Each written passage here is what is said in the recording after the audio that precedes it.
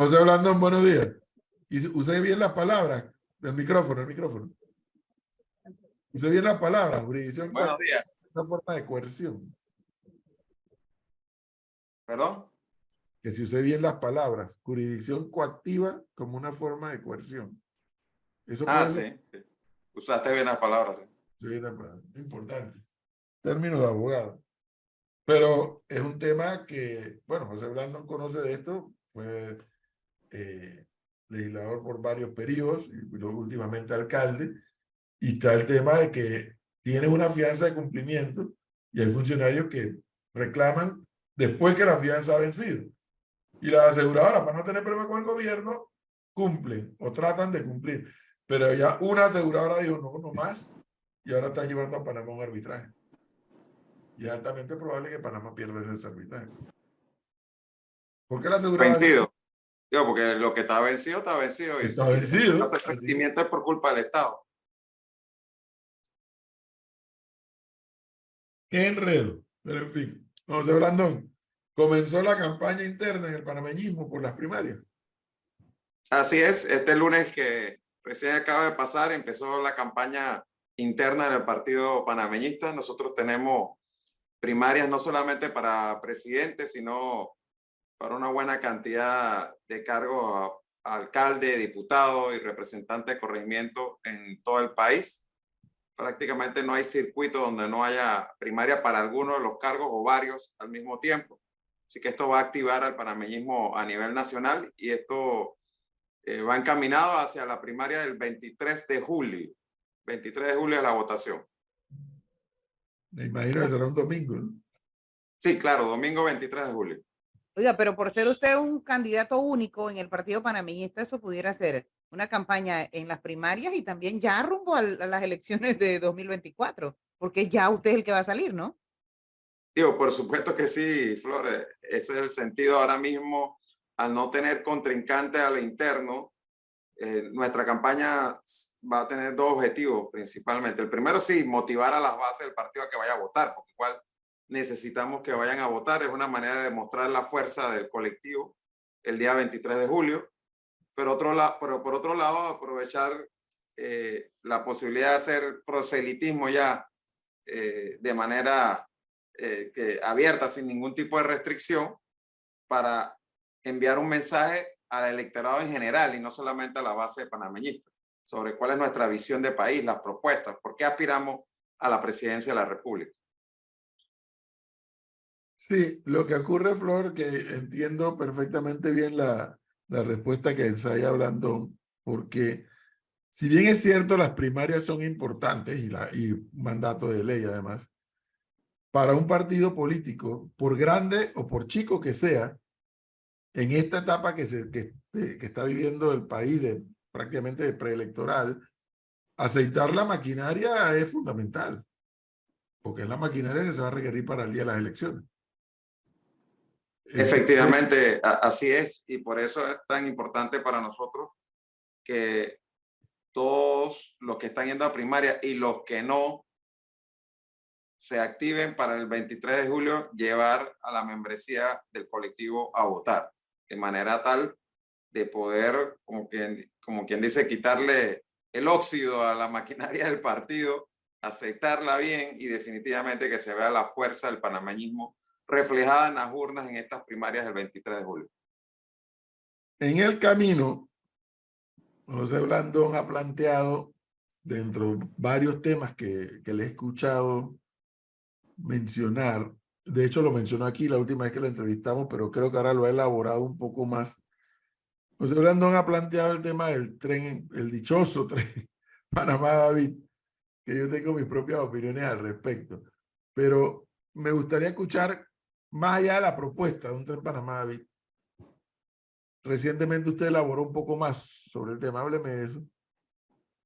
Sí, bueno, primero nosotros tenemos un documento que hemos titulado 160 propuestas por un Panamá mejor, en donde el tren Panamá-David es una de las propuestas, definitivamente la propuesta de infraestructura más importante que hacemos en nuestro plan de desarrollo.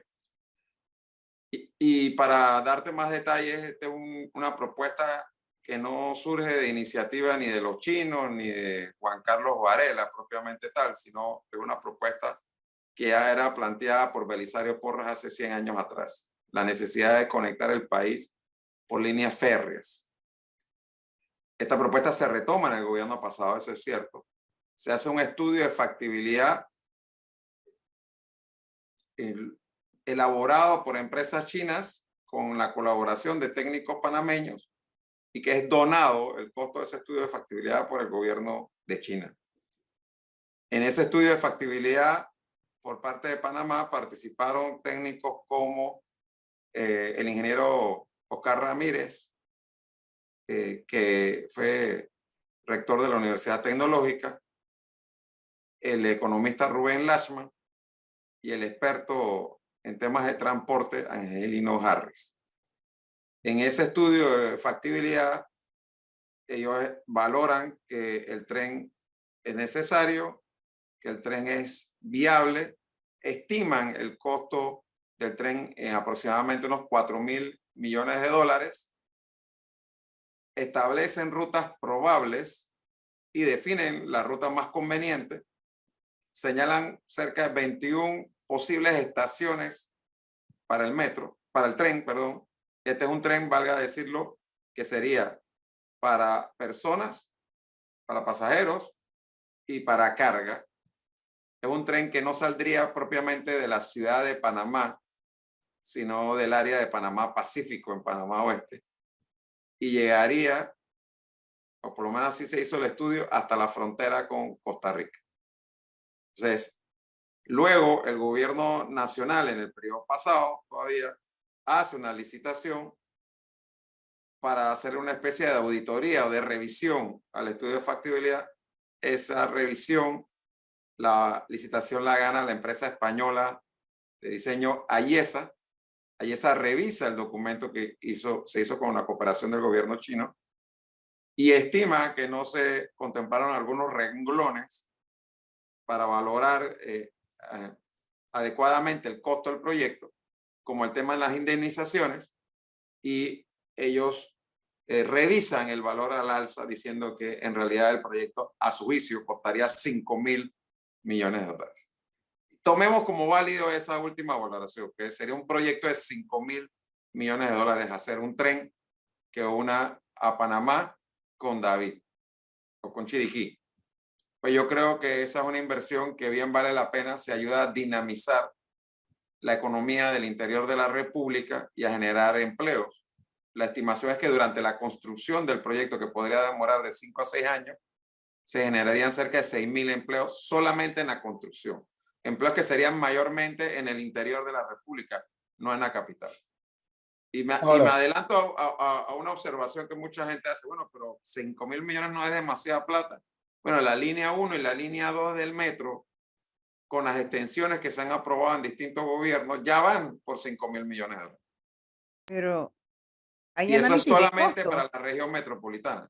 Ustedes tienen análisis de costos, beneficios, ¿hay presupuesto para hacer ese tren?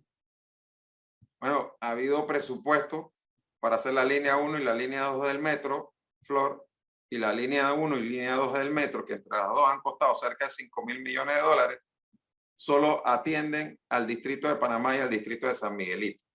Sin embargo, de los impuestos de los contribuyentes de Chiriquí, de Veraguas, de Colón, de Herrera, de Los Santos, de Coclé, de Bocas del Toro, todos los impuestos de ellos sirven para pagarlo porque costaron. O sea, hay presupuesto para eso. Sí, hay presupuesto. A ver, don José Orlando, esa es la pregunta. La pregunta que hace Flor, que ya algunos panameños comienzan a hacérsela porque usted ha estado haciendo este tipo de propuestas y otras, y hay otros aspirantes que también han comenzado a hacer propuestas. Y percibo en el ambiente que la pregunta que está obligada por todos nosotros los ciudadanos electores es decir, bueno, está bien, qué idea más buena, pero ¿cómo lo vas a hacer? O sea, no es la cantidad de empleos que se genera, lo cual es muy bueno, hay toda una derrama así, pero ¿de qué cuero va a salir para esa correa?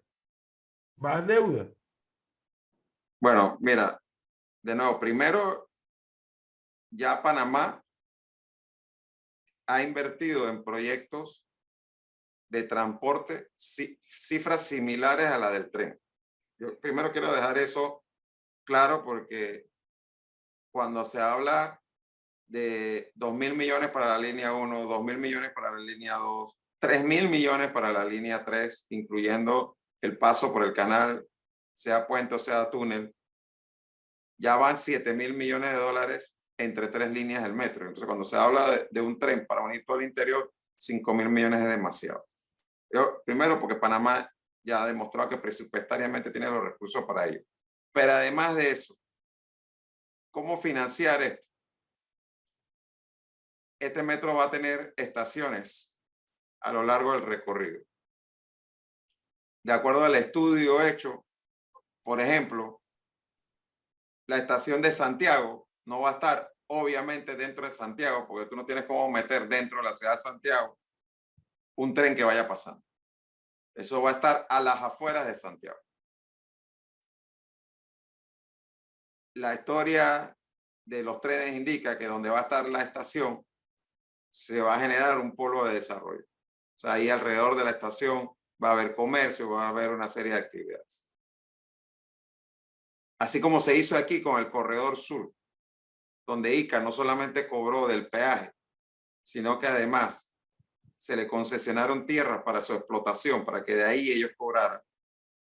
Una alternativa para financiar parcialmente, no digo todo, el proyecto, es que tú, a quien se le dé la concesión de la construcción y administración del tren, pueda asimismo desarrollar, o sea, se le dé la concesión para desarrollar las áreas colindantes a donde va a estar ubicada cada estación del tren.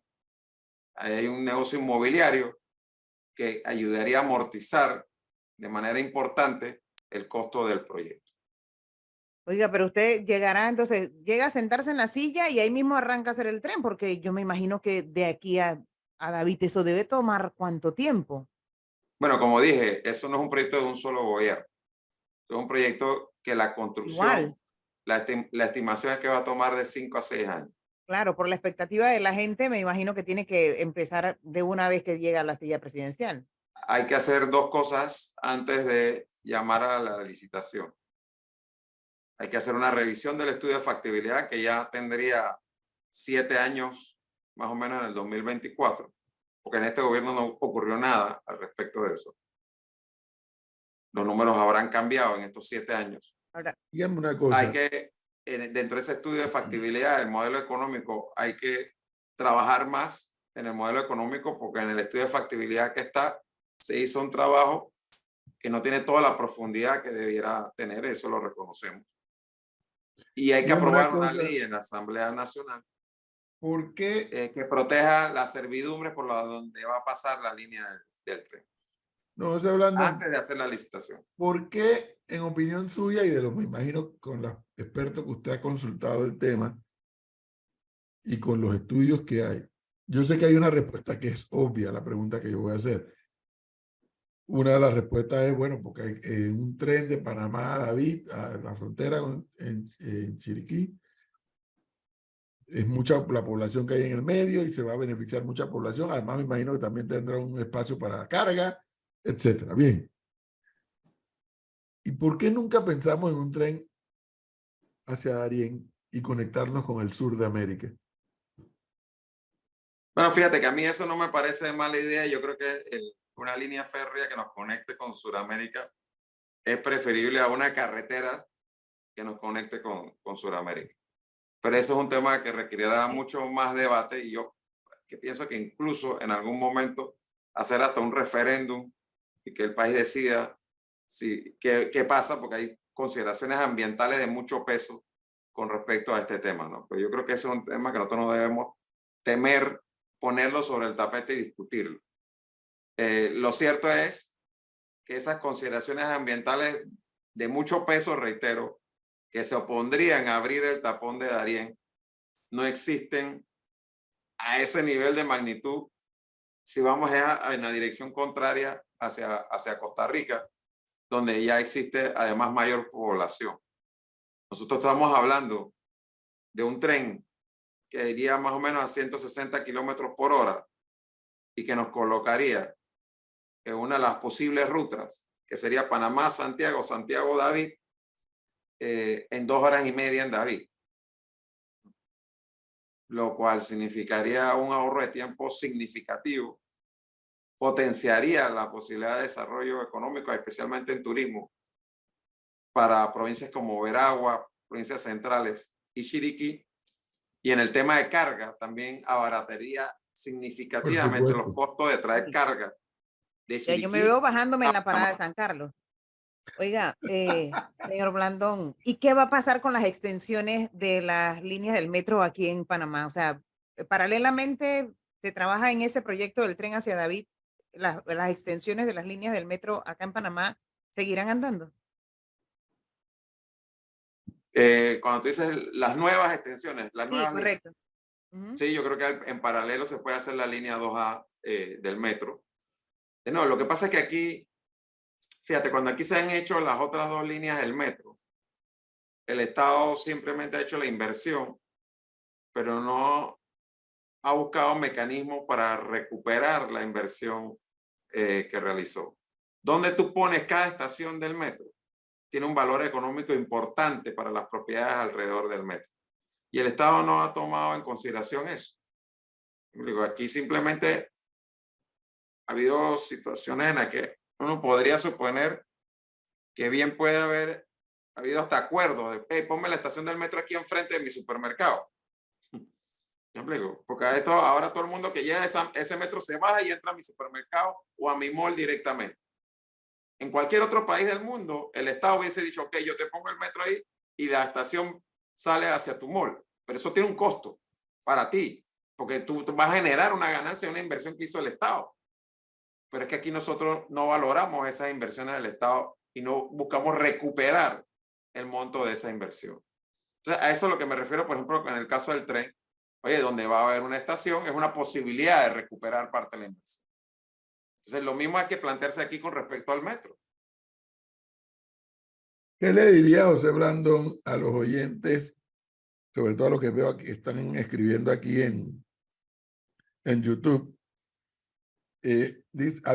Varios han escrito, pero nos están hablando de un tren hasta Chiriquí, pero no está resuelto el problema del agua y las tuberías del IDAN, del agua potable, el seguro social, o sea, la cantidad de otros temas, que dicho sea de paso, son temas que le van a caer al próximo presidente de este país apenas baje la mano de juramentarse.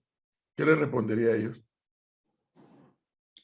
Bueno, que un gobierno no es monotemático, aquí no es un tema de solamente que se va a hacer un solo proyecto. Como dije, hay 160 propuestas. Entre esas propuestas hay propuestas de racionalización del gasto público y de reducción del Estado, porque aquí nosotros tenemos un Estado gordo,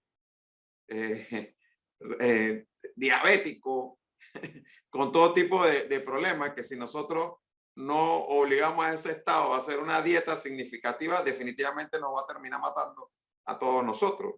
Dentro de eso, yo creo que hay muchas decisiones que se pueden tomar que ahorrarían significativamente recursos a todos nosotros y que nos permitirían hacer muchas de las inversiones prioritarias que el país necesita de manera urgente. Yo le he dicho, como por ejemplo, con respecto al tema del seguro social, el seguro social es uno de los principales propietarios de tierras en Panamá y la mayoría de esas tierras están ociosas, sin significar un rédito para la Caja del Seguro Social y el Fondo de Invalidez, Vejez y Muerte. Tierras que valen millones y millones de dólares. Y que no digo que la Caja del Seguro Social las venda, las puede alquilar, las puede poner como parte de una alianza público-privada y la Caja del Seguro Social ser socio de una inversión que genere ingresos para la propia caja. Pero es que aquí hay una especie de dejadez con respecto a la administración de los bienes del Estado. Hay una discusión, hay un planteamiento que se ha hecho, por ejemplo, sigue siendo válido el modelo del aeropuerto de Tocumen como un aeropuerto administrado bajo una empresa pública. Está funcionando ese modelo. Hay quienes están planteando, démoslo en concesión, como se ha hecho en otros países, cuánto significaría dar en concesión la administración del aeropuerto de Tocumen para el Estado de recursos nuevos que permitieran hacer inversiones. Por ejemplo, ese tipo de discusiones siento que podemos y debemos hacerlas. El caso de New Business que se está discutiendo en estos momentos habla de empresas contratistas del Estado que dieron 43 millones de dólares en 2 semanas para comprar un periódico. Digamos que todo lo que se está diciendo ahí es cierto. Solamente en un caso 43 millones de dólares. O sea que realmente es importante que nosotros valoremos lo que la corrupción le cuesta a este país. Con 43 millones de dólares, ¿cuántas obras públicas de esas prioritarias que señalan los oyentes se hubiesen podido haber hecho? Con los 50 millones de dólares que declararon los hijos de este señor allá de haber lavado cuando se declararon confesos. Ya ahí son 50 y 43, van 93 millones de dólares. Con los 150 millones de dólares que tiene de más el presupuesto de la Asamblea Nacional al año. Regulando en mejor medida el subsidio del tanque de gas. Los estudios señalan que el Estado se ahorraría la mitad de lo que hoy significa el tanque de gas, garantizándole que ese subsidio llegue a quien realmente lo necesite y no a los ticos que cruzan la frontera para comprar tanques de gas baratos acá en Panamá, o a empresarios y gente de mucha plata que lo compra porque le sale más barato, pero no realmente porque son a quienes iba destinado ese subsidio. Ese estudio señala que enfocando mejor el subsidio del tanque de gas, el Estado cerraría 50 millones de dólares al año. O sea, vayan contando. Entonces, sí hay, Panamá tiene el recurso. Si no estamos hablando de un país que tiene 27 mil millones de dólares de presupuesto al año. Panamá tiene el recurso para hacer esas inversiones y mucho más. Lo que lo estamos es malgastando. Eso me dijo. Eso me dijo un día, ¿sabe quién? Don José Blandón. Eso me lo dijo un día un señor que se llama Ricardo Martinelli cuando era presidente. Me dijo, yo voy a demostrar que aquí en este país hay plata, pero también voy a mostrar que todos los gobiernos pasados lo que no supieron fue administrarla y hacer uso de ella para hacer obras, pues, y para hacer inversión. Ya sabemos lo que pasó después. Porque la verdad se ha dicho, yo no sé si usted compartirá mi opinión, pero la verdad se ha dicho que la capacidad de ejecución que demostró Martinelli en sus 5 años, pues fue digna de prestarle atención. Y por qué no decirlo, la capacidad de ejecución que usted demostró en 5 años de alcalde, que nunca se había visto un alcalde invirtiendo en tantas obras de infraestructura al mismo tiempo. Sí. Estoy hablando la de gran capacidad de diferencia ejecución. es que él como presidente de la República, en efecto, ejecutó mucho más que cualquier otro gobierno anterior. ¿Pero a qué costo para el país? Y todos los escándalos de corrupción que han girado alrededor de esa administración, los procesos penales, no solamente aquí en Panamá, en Estados Unidos, en España también, y por la parte nuestra, también, sí debo decirlo, a nivel de lo que es la alcaldía de Panamá, con un presupuesto muchísimo menor de lo que tiene el gobierno central, en mi administración como alcalde se ejecutó, vamos a utilizar la expresión de él, más en 5 años que en 50 años. La diferencia es que en el caso nuestro no hay ninguna de esas contrataciones con investigaciones penales ni procesos, ni a José Blandón, ni a sus hijos, ni a nadie de su familia le he encontrado cuentas en el extranjero de millones de dólares provenientes de coimas de contratos que se dieran durante mi administración en la alcaldía de Panamá. Yo vivo Por en la eso misma dije casa capacidad de ejecución. en donde vivía antes de ser alcalde, ¿no? Tengo las mismas propiedades que tenía antes de ser alcalde, ¿no?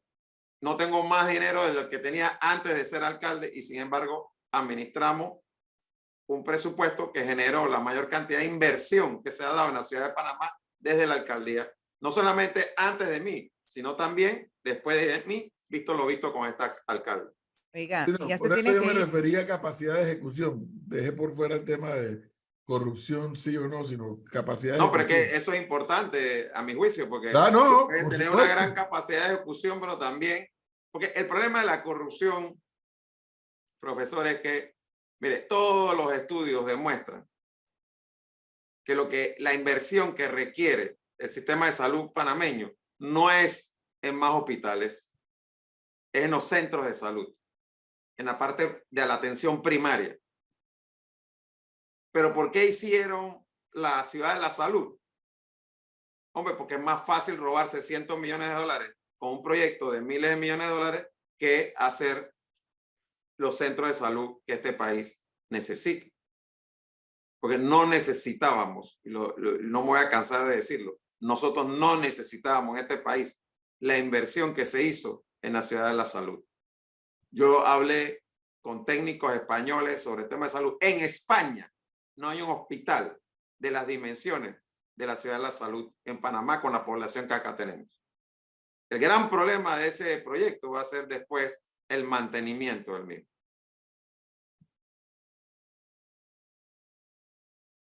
Y finalmente, porque creo que tiene otros compromisos, José Blandón. Sí, así es. Finalmente, siente que avanzan con los llevados y traídos temas de alianza, siguen a la espera, obviamente, de las primarias de cambio democrático, del panameñismo. ¿Hay algunos canales de comunicación nuevos que se puedan saber? No, en realidad todo esto está, el tema de alianza está ahora mismo, por decirlo así, en pausa, profesor, porque la prioridad nuestra, y entiendo que es la prioridad de Rómulo Rux también ahora mismo dentro del CD, es la primaria interna, ¿no? Cada uno tiene que cumplir sus objetivos dentro de su primaria y después, sin lugar a dudas, nos sentaremos. Yo estoy seguro que después del 9 de julio, en el caso del CD, partiendo del supuesto de que Rómulo Rux va a ganar esa primaria, nos sentaremos a conversar, pero nada se cerrará hasta después del 23 de julio, que es la primaria nuestra, y las conversaciones que haya que tener para poder sumar nuevos partidos, nuevas figuras, nuevos movimientos, a lo que a nuestro juicio debe constituirse una gran alianza por Panamá. Pero Blandón, váyase porque la gente de prensa de su equipo no lo van a mandar más para acá por culpa de nosotros. Dice que va a ganar, dice Yanivel Ábrego que ella es la que va a ganar, lo dijo ayer aquí, así que vaya a ver qué hace. A ver, ya veremos. Entonces, Blandón, muchas gracias, muy amable. Gracias. Ay.